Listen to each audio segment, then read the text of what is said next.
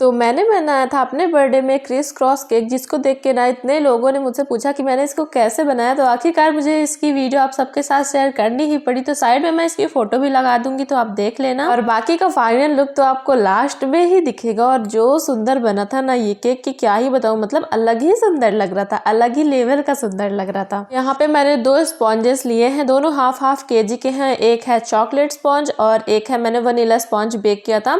और ये स्पॉन्ज मैंने अपने बर्थडे के 2 दिन पहले ही बेक किए हुए थे। वो हुआ क्या था कि मुझे 2 ऑर्डर्स मिले थे, एक चॉकलेट का और एक वनीला का। तो मैंने स्पॉन्जेस वगैरह बेक कर लिए थे, बट फिर बाद में मुझे वो ऑर्डर कैंसिल करना पड़ा था। और वो सब मैं बाद में किसी और वीडियो में आपको बताऊंगी कि मैंने क्यों ऑर्डर कैंसिल किया था।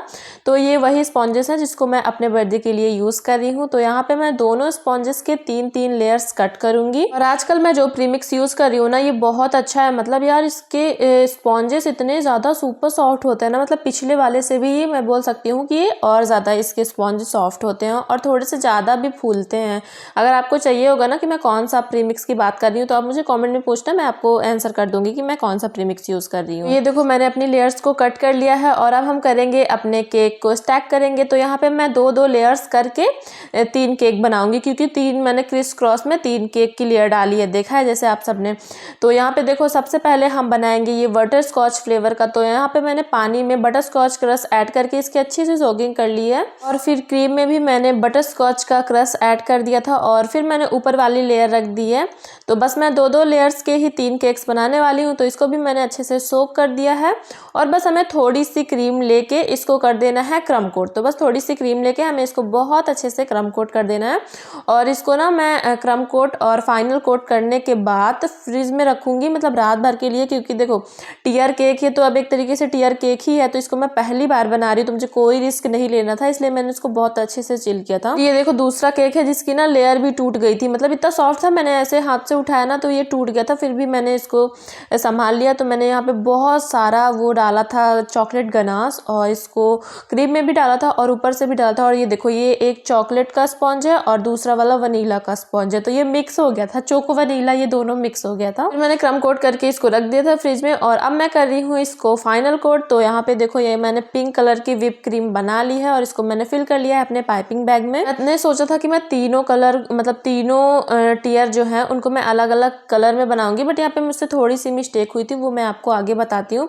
तो यहाँ पे देखो मैंने पहले अच्छे से तो क्रीम पूरे में लगा दी है, ऊपर में साइड में, और अब मैं इसको स्मूथ कर रही हूँ। तो जिसके लिए मैं हमेशा यूज करती हूँ अपने सिलिकॉन स्क्रैपर का, जिससे मुझे बहुत अच्छा लगता है अपने केक को स्मूथ करना। वैसे प्लास्टिक वाला भी मेरे पास है, बट इससे ना मुझे थोड़ा सा इजी होता है, मतलब मैं कंफर्टेबल हूँ इसके साथ। तो उसके बाद देखो यहाँ पे मैं अच्छे से पैलेट नाइफ से क्रीम अप्लाई कर रही हूँ जहाँ जहाँ पे निकली है। वैसे तो मैं सभी वीडियोस में आपको बताती हूँ कि क्रम कोट क्यों करना चाहिए और फाइनल कोट कैसे करना चाहिए, तो हमेशा ही बताती हूँ।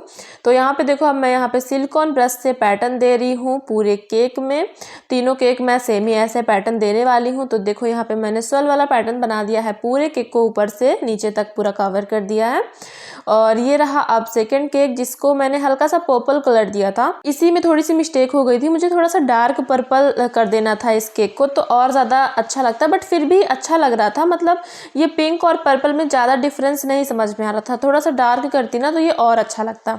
तो देखो इस वाले केक को भी मैंने आइसिंग कर लिया है। और ये फाइनल मैंने ब्लू वाला केक, इसको मैंने ब्लू कलर से, स्काई ब्लू कलर से किया है आइसिंग, और इसको भी मैं सेम पैटर्न बना दे रही हूँ ये सिलिकॉन वाले ब्रश से। और फिर मैंने तीनों केक को रख दिया था फ्रिज में रात भर के लिए, एकदम अच्छे से मैंने इनको सील किया था। अब आता है सबसे मुश्किल काम, एक केक को दूसरे के ऊपर रखना, वो भी क्रिस क्रॉस के फॉर्म में। मतलब मैंने आज तक तो कभी टियर केक बनाया नहीं था, पहली बार सोचा भी बनाने का, तो सीधे क्रिस क्रॉस के फॉर्म में। मतलब कि अब क्या ही बताऊँ, बहुत ज़्यादा एक्साइटमेंट हो रही थी कि मतलब कहीं टूट ना जाए। मतलब मुझे दुख नहीं हो रहा था कि टूट जाए, मैं हंस रही थी कि कहीं अच्छे से नहीं गया, टूट गया तो क्या होगा। तो पहले मैंने स्केल का यूज़ किया था, बट उससे अच्छे से बन नहीं पा रहा था। फिर मेरी सिस्टर ने बोला था कि तुम इसको उठाओ मत, तुम इसको स्लाइड करके रखो, इससे अच्छे से हो जाएगा। और मैंने वही किया। मैंने क्या किया कि स्लाइड किया, पैलेट नाइफ, छोटी वाली पैलेट नाइफ से ही मैंने उसको स्लाइड करके रखा था। तो बहुत ईजिली हो गया, मतलब बहुत ईजिली हो गया बिना किसी डर के, और आराम से भी निकल गया था। बट साइड में थोड़ा सा आपको दिख रहा होगा कि वहाँ से क्रीम हट गई थी, क्योंकि मैंने केक बोर्ड को फिसलाया ना, तो वहाँ पे थोड़ा सा लग गया था। बाद में मैंने देखा था, बट फिर कोई दिक्कत नहीं, उसको मैंने पीछे कर दिया था। अब मैं इसमें डाल रही हूँ डॉवल्स। तो यहाँ पे मैंने 2 डॉवल्स कट कट किए थे साइज में, मतलब नाप लिया था मैंने और उसको कट कर लिया था। और फिर टॉवल से डालने से ना थोड़ा सा होल हो जाता है, तो उसमें हमें क्रीम को फिल कर देना है और थोड़ा सा उसको स्मूथ कर देना है। तो ये बात तो आप भी ध्यान रखना कि आपको अगर केक को शिफ्ट करना है, आप इतने प्रो नहीं हो करने में, तो आप यही करना, मतलब स्लाइड करो और फटाक से रख दो। उठाने के चक्कर में पड़ोगे ना तो उठाओगे तो कहीं ऐसा ना हो कि वो मतलब पूरी उसकी लेयर सी बिखर जाए। अब मैं केक में लिखने वाली हूँ हैप्पी बर्थडे टू मी, क्योंकि मेरा ही केक था तो मैंने नाम नहीं लिखा, ऐसे करके लिख दिया।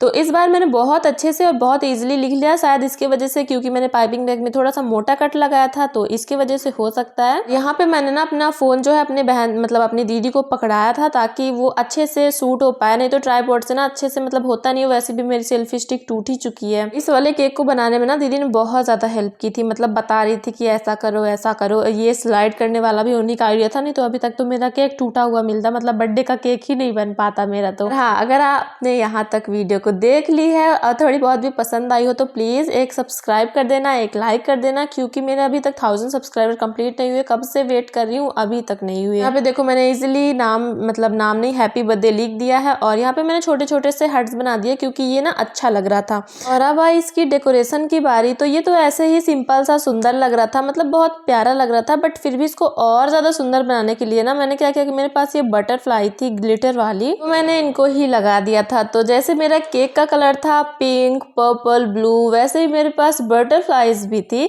मतलब टॉपर्स मैंने मंगाए थे। इसके साथ एक डॉल भी था, बट मैंने डॉल को छोड़ के बटरफ्लाई अपने केक में लगा दी। तो यहाँ पे मैं जब लगा रही थी ना तो मुझे थोड़ा सा दिक्कत हो रही थी कि मैं कौन सी बटरफ्लाईज कहाँ लगाऊँ, कैसे सुंदर लगेगी। तो यहाँ पे मेरी सिस्टर बता रही थी कि यहाँ पे लगाओ, यहाँ पे लगाओ, ऐसे ऐसे करके सुंदर लगेगा। मतलब उन्होंने मेरे इस पूरे केक को बनाने में, मतलब डेकोरेशन करने में तो हेल्प की ही थी बहुत ज़्यादा। फिर उसके बाद मेरे पास जो सिल्वर वाला पाउडर डस्ट होता है तो मैंने पूरे केक में अच्छे से छिड़क दिया था, मतलब पूरे केक इतना ज़्यादा चमक रहा था एकदम। आपको इतना ज़्यादा समझ नहीं आ रहा होगा, बट ये केक जितना आपको वीडियो में दिख रहा है उससे ज़्यादा सुंदर ये सामने से लग रहा था। तो आई होप कि जब मैंने इस केक को बना लिया है पहले अटेम्प्ट में तो आप तो बना ही पाओगे। ये देखो, ये रही मेरी सिस्टर जो थोड़ी सी पिक्स उसके साथ क्लिक करा रही थी क्योंकि ये लग ही इतना प्यारा लग रहा था। तो ये रहा केक का पूरा फाइनल लुक। अभी आप सबको कैसा लगा प्लीज़ मुझे कमेंट करके ज़रूर बताना और चैनल को सब्सक्राइब किए हुए मत जाना। मिलते हैं अगली वीडियो में, तब तक के लिए बाय बाय।